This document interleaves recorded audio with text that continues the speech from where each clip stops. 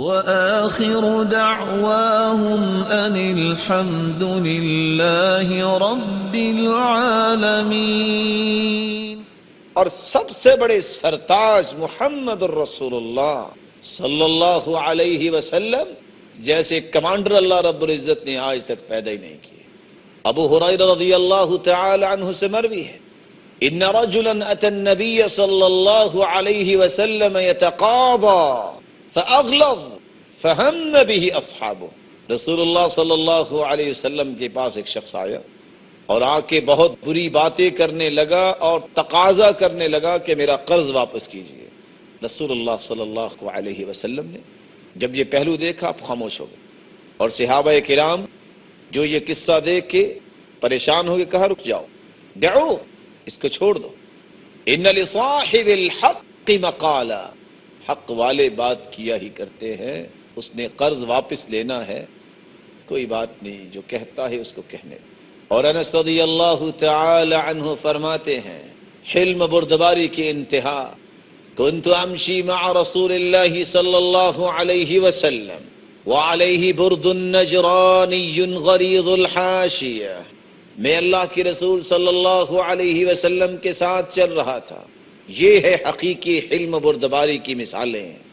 اور آپ صلی اللہ علیہ وسلم نے نجرانی چادر، جو کھردری چادر تھی، وہ زیب تن کی ہوئی ہے۔ فَأَدْرَكَهُ أَعْرَابِيٌّ، ایک دیہاتی آیا، فَجَبَزَ بِرِدَائِهِ جَبْزَةً شَدِيدَةً، اور اس نے زور سے اس چادر کو کھینچا، حَتَّى نَظَرْتُ إِلَى صَفْحَةِ عَاتِقِ رَسُولِ اللَّهِ صلی اللہ علیہ وسلم، میں نے آپ صلی اللہ علیہ وسلم کے کندھوں کی طرف دیکھا، آپ کے کندھے مبارک، قد اثرت بہما حاشیۃ البرد من شدت جبزته، دونوں کندھوں پہ چادر کو زور سے کھینچنے کی وجہ سے نشان بن چکے ہیں۔ اور کیا کہتا ہے؟ صحیح بخاری کی روایت ہے، یا محمد صلی اللہ علیہ وسلم مر لی من مال اللہ الذی عندک، جو مال آپ کے پاس ہے مجھے بھی دو، حکم دو کہ مجھے ملے، یعنی جو مال آپ کے پاس ہے وہ صرف آپ کا نہیں، میرا بھی ہے۔ ایک لمحے کے لیے سوچئے، آج مجھے اور آپ کو اگر کوئی اس طرح گریبان پکڑ کے کہہ دے تو کیا کہیں گے؟ آپ نے دو جواب دیے، فالتفت الیہ فضحک وامر له بعطاء، پہلا حلم بردباری کا جواب، دیکھ کر مسکرائے اور ساتھ ہی حکم دے دیا جو مانگتا ہے اس کو دے دیا جائے۔ عبداللہ ابن مسعود رضی اللہ تعالی عنہ فرماتے ہیں، میں اللہ کے رسول صلی اللہ علیہ وسلم کی طرف دیکھ رہا تھا، جو انبیاء میں سے ایک نبی کی حکایت کر رہے تھے، جس نبی کو خون و خون کر دیا اس کی قوم نے، اور وہ اپنے چہرے سے خون کو صاف کر رہے تھے اور یہ کہہ رہے تھے، رب اغفر لقومی فإنہم لا يعلمون، اے اللہ اس قوم کو معاف کر دے، یہ جانتے نہیں۔ رسول اللہ صلی اللہ علیہ وسلم کے حلم و بردباری کی ایک اور مثال، جب طائف کے لوگوں نے پتھر مارے، ملک الجبال کو اللہ نے بھیجا، اے پہاڑوں کی ذمہ داری کو سنبھالے ہوئے فرشتے، جاؤ میرے پیغمبر کے پاس۔ جبریل علیہ السلام اس فرشتے کے ساتھ آتے، کہ ان سے ان اطبق علیہم الاخشبین، سرتاج رسول اگر آپ چاہیں تو دو پہاڑوں کے درمیان میں طائف کی بستی کو پیس کے رکھ دوں۔ قال لا ارجو اللہ ان یخرج اللہ من اصلابہم من یعبدو، نہیں، انما بعثت رحمہ، میں تو رحمت بنا کے بھیجا گیا، یہ نہیں تو میں تو اس امید پہ کام کر رہا ہوں کہ ان کی پشتوں سے نکلنے والی اولاد ہی اللہ کی عبادت کرنے والی بن جائے۔ عبداللہ ابن ابی بکر رضی اللہ تعالی عنہ عرب کے ایک شخص سے روایت کرتے ہیں، زحمت رسول اللہ صلی اللہ علیہ وسلم یوم حنین، حنین کے دن میرے پاؤں میں لوہے کی جوتی تھی، وفی رجلی نعل کثیفہ فوضعت بنعلی علی رجل رسول اللہ صلی اللہ علیہ وسلم، میرے پاؤں میں تو لوہے کی جوتی تھی، بھیڑ اتنی ہوگی پتہ نہیں چلا میرا پاؤں آپ کے پاؤں پہ آ گیا۔ رسول اللہ صلی اللہ علیہ وسلم نے برداشت کیا اور کیا فرمایا؟ بسم اللہ اوجعتنی، بسم اللہ اوجعتنی، تم نے مجھے تکلیف دی ہے، فنفحنی بصوت بیدی، آپ نے کوڑے کے ساتھ مجھے پیچھے کیا جو آپ کے ہاتھ میں تھا. فبت لنفسی لائما کما هو يعلم اللہ، اللہ ہی جانتا ہے میں نے رات کس طرح گزاری، اس غم اور کرب سے کہ مجھ سے تکلیف پہنچی ہے اللہ کے رسول کو. نہ جانے صبح اللہ رب العزت کی طرف سے قرآن نازل ہو جائے گا. صبح ہوئی تو ایک شخص آواز دے رہا تھا این فلان، کہاں ہے فلان، اور وہ میرا نام ہی لے رہا تھا.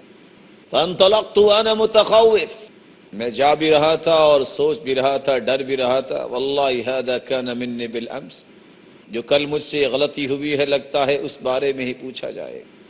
جب میں پہنچا تو آپ نے فرمایا انک قد وطعت بنعلک علی رجلی، تم بتاؤ میرے پاؤں پہ لوہے کی جوتی سمیت نہیں چڑھے تھے؟ قلت بلا، کیوں نہیں. فرمایا فنفحتک بالصوت، میں نے ہاتھ سے نہیں کوڑے سے پیچھے کیا، مارا تو نہیں تھا. کہا نہیں. فرمایا فہذہ 80 نعجۃ فخذها بها، میرے صحابی یہ 80 جانور مجھ سے لے لو اور مجھے معاف کر دو، میں نے تمہیں ہاتھ سے نہیں کوڑے سے پیچھے کیا. حلم بردباری کی مثالیں جو رسول اللہ صلی اللہ علیہ وسلم نے پیش کی، آج ان مثالوں کو کون پیش کر سکتا. مقداد ابن عامر رضی اللہ تعالی عنہ فرماتے ہیں میں اور میرے دو ساتھی رسول اللہ صلی اللہ علیہ وسلم کے پاس مدینہ میں آئے. ہم نے کہا اللہ کے رسول بہت بھوک لگی ہوئی ہے. آپ صلی اللہ علیہ وسلم نے ان کی ضیافت فرمائی اور ایک ایسی جگہ پہ ہمیں لے گئے جہاں 4 بکریوں کا مالک رہتا تھا، اور اس نے چاروں کے درمیان ایک ایک بکری تقسیم کر دی کہ اس کا دودھ آپ دھو لیا کرو اور پی لیا کرو. رسول اللہ صلی اللہ علیہ وسلم انصاریوں کے پاس دین کی بات بتانے گئے. ہر شخص کا دودھ دھویا جاتا اور پیالے میں رکھا جاتا.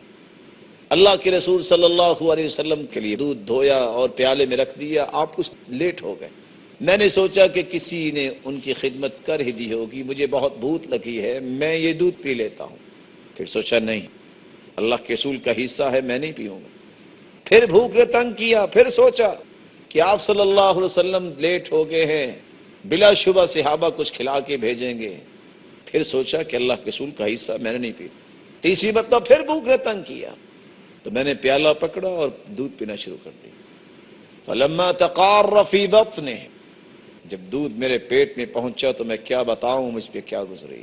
پھر کیا ہوا، اب اس انتظار میں نیند بھی نہیں آ رہی کہ رسول اللہ صلی اللہ علیہ وسلم تشریف لائیں گے تو دودھ کا پیالہ خالی ہوگا تو کیا بنے گا. لیکن فداہ ابی و امی و کل ما یملک نفسی، جب وہ تشریف لائے رسول اللہ صلی اللہ علیہ وسلم تو آ کے پہلے سلام کہا. اس طرح سلام کہا کہ اگر کوئی سو رہا ہے تو اس کی نیند میں خلل نہ آئے، اگر جاگ رہا ہے تو جواب دے دے السلام علیکم ورحمۃ اللہ وبرکاتہ. مقداد کہتے ہیں میں بیدار تھا، میں نے دیکھا کہ آپ صلی اللہ علیہ وسلم پیالے کی طرف گئے، دیکھا تو پیالہ خالی ہے. آپ نے پیالہ رکھا اور دعا دے دی اور کہا اللہم اطعم من اطعمنا واسق من سقانا. محروم ہے، کچھ نہیں ملا، محرومی کے باوجود بھی دعا دے دی، برداشت کیا. صحابی اٹھے کہ آج اس دعا کو میں نے اپنے اوپر ثابت کرنا ہے. ایک بکری، دوسری، تیسری، چوتھی کو پکڑا کہ آج میں ذبح کر کے ان کو کھلا کے پھر یہ دعا لوں گا.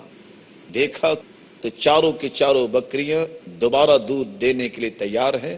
یہ اللہ کے رسول صلی اللہ علیہ وآلہ وسلم کے لیے معجزہ تھا. اللہ نے ایک ہی رات میں ان بکریوں کو دوبارہ دودھ دینے کے لیے تیار کیا. دودھ میں لے کے آیا، میں نے کہا اشرب یا رسول اللہ، آپ پیئے. کہا تم پیو، اور میں مسکرا رہا تھا. حتی القیت علی ظہری، میں ہنستا ہنستا گر گیا. فرمایا احدی سوآتک یا مقداد، مقداد مسئلہ کیا ہے بتاؤ تو صحیح. کہا اللہ کے رسول پہلے دودھ پیئے پھر بتاؤں گا. جب دودھ پیا تو میں نے پھر بتایا. کہا تم نے بتایا کیوں نہیں کہ اس طرح اللہ نے آج یہ معجزہ دکھایا ہے، باقی ساتھیوں کو بھی اٹھا کے تم دودھ پلا. خالی پیالہ دیکھ کر بھی اللہ کے رسول کے حلم کی اور بردباری کی کیفیت دیکھیے، پھر بھی دعا دے دی. اللہ رب العزت سے دعا ہے اللہ رب العزت ہمیں بھی حلم و بردباری کی توفیق عطا فرمائے.